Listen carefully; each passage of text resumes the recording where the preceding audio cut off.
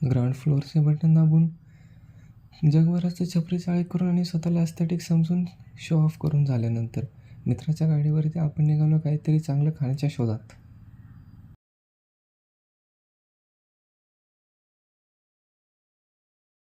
तब्बल अर्धा तास फिरून झाल्यानंतर आपण शेवटी पोचलो सिन्नर फूडीजला. इथलं इंटेरियर बघून तर एकदम मस्त वाटते. चला बघू इथली स्पेशल मटका बिर्याणी कशी लागते. तर हे सर्व साहित्य आहे जे ते बनवण्यासाठी यूज केलं जातं.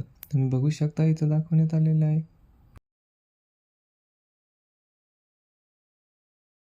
सर्वप्रथम आपण घेतलेला आहे राईस.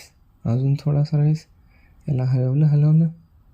थोडी कोथिंबीर, थोडं काय माहीत काहीतरी, अजून थोडं काहीतरी, थोडंसं मीठ, अजून थोडंसं मीठ. नंतर याला चांगलं हलवून घेतो आहे.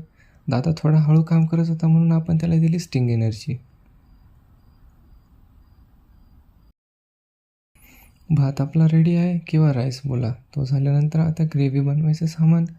आणि इथे पण आपल्या दादाची स्टिंग एनर्जी भरपूर चांगल्या प्रकारे काम करत आहे म्हणून दाताचा वेग हा 10x आहे. आणि बनवून झालेली आहे आपली मटका बिर्याणी. तर हिला आपण मटक्यामध्ये भरूयात आणि बाहेर जाऊन वेट करूयात.